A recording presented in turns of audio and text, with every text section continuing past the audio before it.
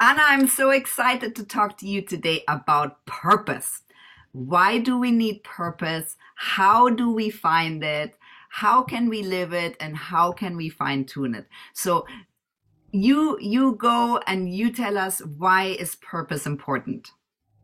So, thank you for having me. First of all, I'm very excited.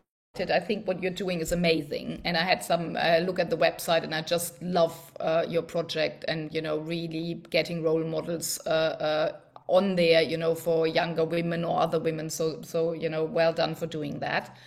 So, I think purpose is something that we humans crave. And I think it's a basic human need, and we all suffer if we don't have it. Yeah. So if you don't know the why, the how is extremely difficult. And I also think that it's a fundamental component of a fulfilling life. And if you don't have a sense of purpose, you are more vulnerable to boredom, to anxiety, to depression, because you kind of go, what on earth am I doing here? And why am I doing here? Why am I here? So I'm also thinking it's closely related to hope. Yeah, because if you have a purpose, if you have a goal, you hope for a better life for yourself and others. And I mean, the most famous book around purpose is, as you know, the Viktor Frankl one from the concentration camp. I think it's In Search of Meaning or something, where he, analyzed all his inmates and said the ones with purpose, the ones with a goal survived it, yeah, and the others didn't, so really purpose is closely connected to vocation. So me, for example, I really want to do something meaningful. I want to do satisfying work. And I think it's the reason why you get up in the morning. It's guides you through life decisions. It influences your behavior. It shapes your goals. And it gives you a sense of direction. And ultimately, it creates meaning. Annalie, that's amazing. I love all that. How do we find it? Well, finding it, my big advice for anyone is always go for it. Yeah. So you have a human experience here with life on this earth and, size the opportunity and really put yourself out there, go out of your comfort zone and try many, many things, even if you don't know why you're doing it when you're young, just put yourself out there. So, I mean, I started working age 12 in a showroom why I was the runner and the occasional model, but that meant, I had to put on a t-shirt and then I had to make the coffee. But in a way that taught me a lot of about work, and it taught me as well I'm quite good at it, and because I wasn't good in school, so I think you have to add a lot of experiences to your life, which vary, and even if they are quite stretching, they will help you find your purpose, because suddenly you will say, I really like that. So for example, I was a dancer in Pacha in Ibiza in the 80s,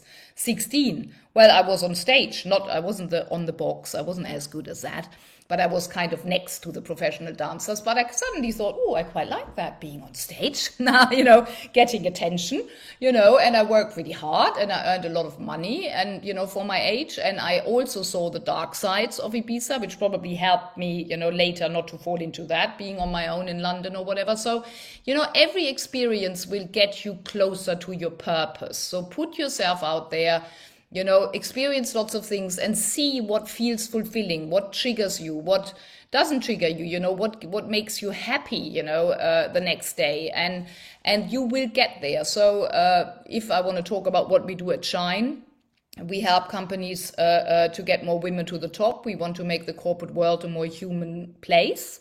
And what we do with them is really we first look into their values. What are their personal values? And once you know your values, for example, something like I like variety, I need to have fun, I need to have connection, I need a lot of harmony and love. And then you dig a bit deeper, because harmony and love, or maybe a relationship, can mean different things for different people. For some it means security, for some it means adventure, for some it means comradeship, for some it means, sex, hedonism, pleasure, so you need to dig a bit deeper. But once you know your personal values, it's easier to find your purpose. Also, we do an exercise around your bigger game, where we say, what's your bigger game, personally and professionally? What's your legacy? What do you want to be known for? What do you want to be? What would be your book title, of your life?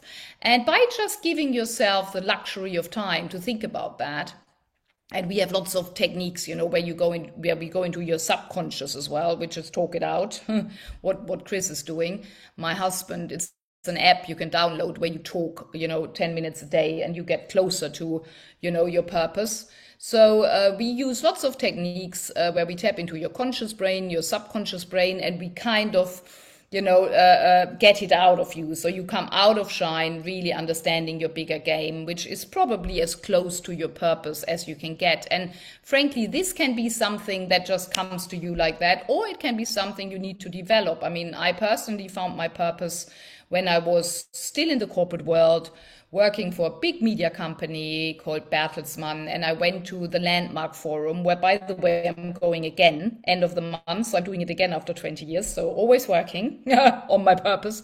And I came out of there saying, I want to make the corporate world a more human place. And I had no idea where that came from, no idea, but it came.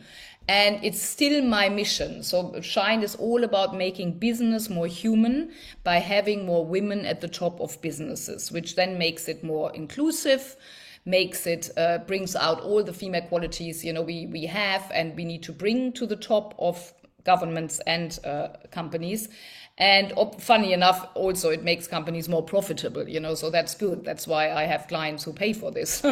But I think ultimately, there will be a time where you suddenly get your purpose. And of course, you need to work on it all the time. But it really helps to do values, to know your bigger game, to also maybe work a little bit on your inner saboteurs. What's stopping you to not go for your purpose, even if you know it? Your spirit is telling you, your soul is telling you, but your mind is saying, no, you can't do that, and no, you shouldn't do that, and no, you should be a good girl and go to university and do what mommy says or what your family has done. Sometimes you need to break out of that as well and say, no, actually, I don't.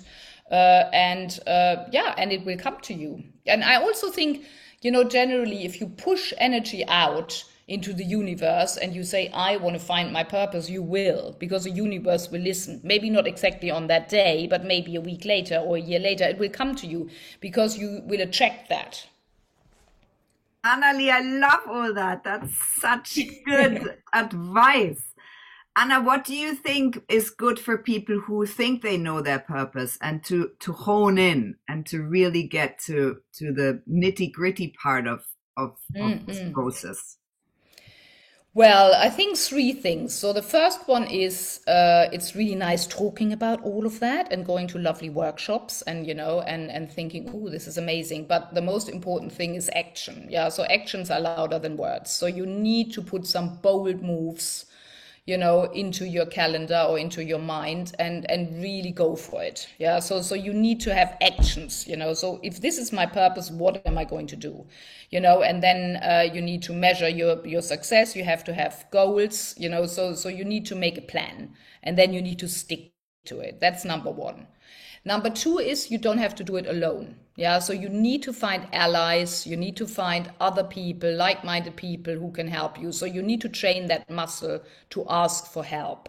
Yeah, because for some reason women think they need to do it all alone, which is so weird, especially in when it comes to work, because in our private life, we don't do it all alone. We network around school for our children. We have amazing girlfriends. We are the ones who hold the family, maybe your husband's family and your family, we hold that all together. But then suddenly in the corporate world, or when we're thinking, oh, we can't really ask anyone for help, which is rubbish. So you cannot do it alone. You need other people. If you can do it alone, it's not a bigger game. Yeah, then it's just something you can do.